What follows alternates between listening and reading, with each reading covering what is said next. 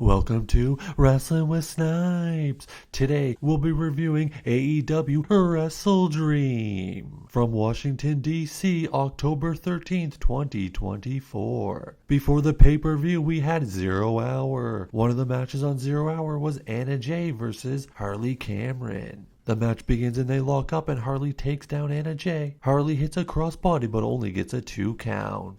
Then Jay drop kicks, knocking Harley out to the outside of the ring. Anna hits a snap suplex on the outside and then puts Cameron in some sort of submission using the ring post.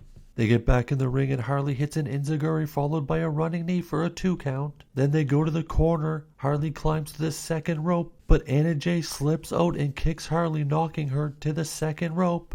Jay then hooks Cameron on her back, swings her to the ground face first. Anna Jay then goes for the cover, but Harley's left shoulder is still up. Then the ref pushes it down, counts the 1, 2, 3. Anna Jay picks up the victory with assistance from the referee. Then we move to the pay-per-view when it opens up with Hangman Paige against Jay White. Jay White comes out with Juice Robinson followed by the Hangman Adam Page. The match begins with a lock-up and Paige pushes him into the corner and gives him a slap. Paige then chops Jay White's chest. Hangman hits a fallaway slam, tossing Jay into the corner in the turnbuckles. Paige puts White into a sleeper, but Jay counters and hits a DDT. White then hits a German suplex with a bridge, but only gets a 2 count.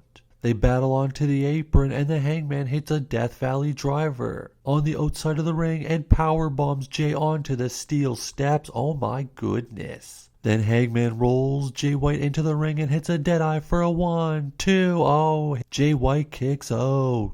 Adam Page's knee has been bothering him all match long, and it really comes into play now because Hangman sets up for a buckshot lariat, but his knee buckles and Jay White catches him, hits a Blade Runner, 1, 2, 3. Jay White picks up the victory. Next up was the Women's World Championship as the Glamour Mariah defended against Willow Nightingale.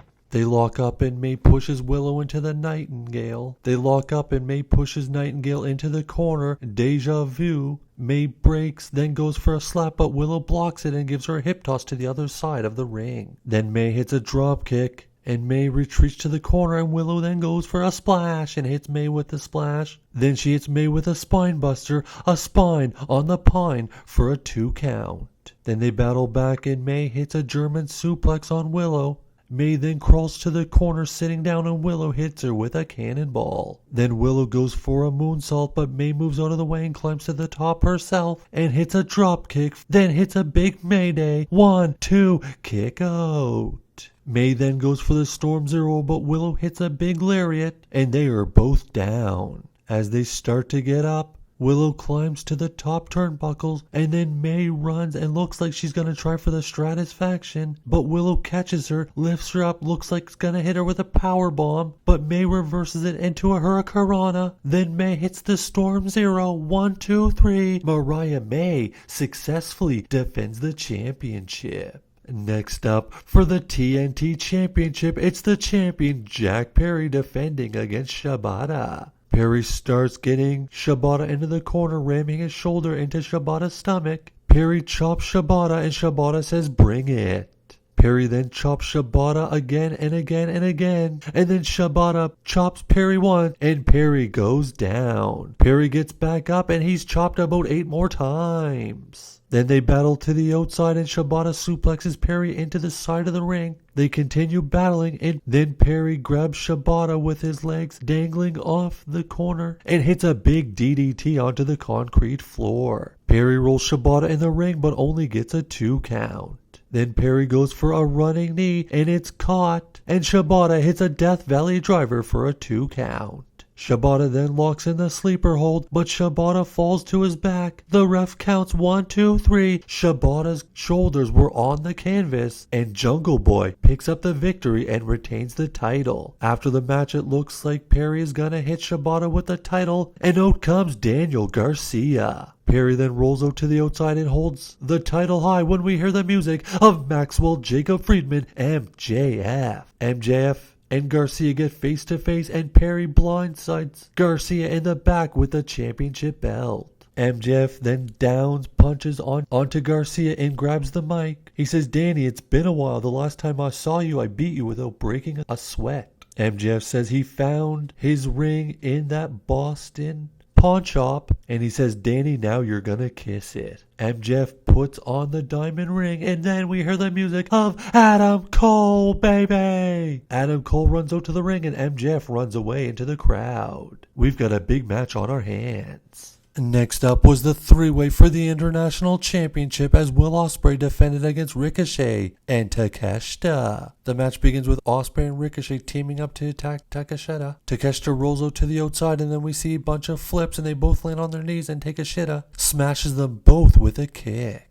Takeshita then pulls a table out from underneath the ring, and then Ricochet leaps over the top rope. But Takeshita catches him, but then Osprey leaps over the top, taking out both men. Then all three men are on the apron in front of the table when Takeshita hits Osprey with a Death Valley driver, then turns around and Ricochet hits him with a Meteora from the top rope. They battle back into the ring and Takeshita hits the Blue Thunder Bomb. 1-2 kick out. Then Osprey hits an Oz Cutter, but as he lands, Ricochet hits Osprey with a 450 splash. 1-2 kick out.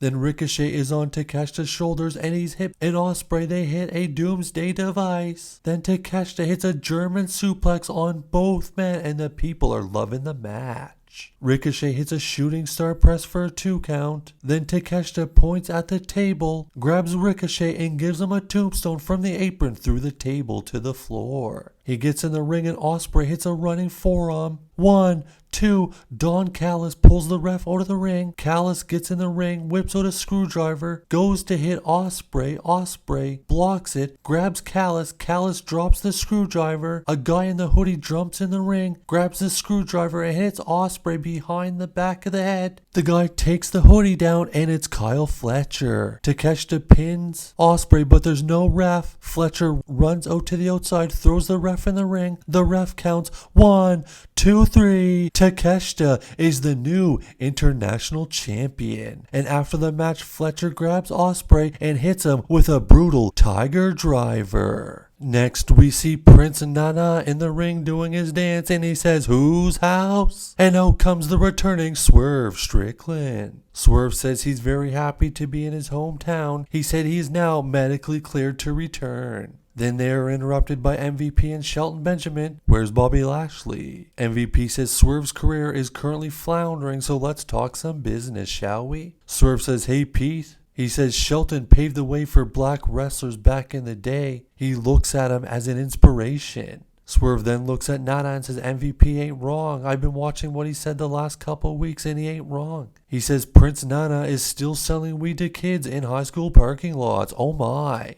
But he says, "Nana, you are family." Then he gets in MVP's face and says, "I never turn my back on family. So you can take your little business cards and shove them up your ass. Because I'm not interested." Benjamin then gets in Swerve's face. Shelton says, "You're either with us or you're against us." Then they shove each other. MVP tries to get in between and the referees come out to break it up. MVP and Shelton leave the ringside area. Then it's time for the Tag Team Championships as the champions, the Young Bucks, defend against the challengers, Private Party. A brawl breaks out of the entrance ramp and Cassidy climbs to the top of the entry tunnel. He leaps off the tunnel and takes out all three men. Then they battle back to ringside and Zay hits one of the Bucks with a dive and then hits the other one with a springboard DDT. Zay and one of the Bucks are on the top rope and one of the Young Bucks hits a cutter off the top but only gets a 2 count. Then Cassidy hits a moonsault, but he only gets a 2 count. Isaiah then gets a super kick on the outside of the ring. Then the Young Bucks take down the other Private Party member and hits a big Meltzer driver. 1, 2, 3. The Young Bucks retain the tag team titles. In other action, Mark Briscoe successfully defended the Ring of Honor World Championship against Chris Jericho. And then it was time for our main event of the evening as the champion Bryan Danielson defended the gold against Jon Moxley. The match begins and there's an all-out brawl. We see Shafir removing the padding from the outside, exposing the concrete floor, and then she's ejected from ringside by the referee. Danielson then goes for a suicide dive, but Mox catches him and he gives him the Death Star onto the concrete floor. Oh my. They battle back into the ring and Danielson gets Mox in the label lock, but Mox escapes. Bryan Danielson hits a backdrop, then he hits Mox with the third running knee of the night. 1, 2, oh, he kicked out. Then out of nowhere, Mox hit a Death Star. 1, 2, he kicked out. Mox then puts Bryan Danielson into the sleeper. Danielson is trying to fight it, then he collapses. The referee calls for the bell. Oh my goodness, it's over. It is announced the new heavyweight champion of the world, Jon Moxley. Then the Combat Club join Mox in the ring. Shafir hands Mox a plastic bag, WTF. Then will come Darby Allin with a chair and Wheeler Yuta to make the save and the Combat Club exit the ring. Then Darby turns around and Yuta hits him with a running knee. Oh my goodness, Yuta has attacked Darby Allin. The Combat Club then duct tape Darby to the corner. Mox gives the plastic bag to Yuta to get the job done. And Yuta puts the bag over Danielson's head. He's choking. He's suffocating. Is he gonna die? Then they finally take the bag off and Claudio puts a chair around Danielson's neck and then stomps on it. Oh my goodness, did he break his neck? Then the locker room empties out and all the AEW wrestlers and referees hop in the ring and the BBC leave through the crowd as Daniel Bryan is stretchered out. What an ending.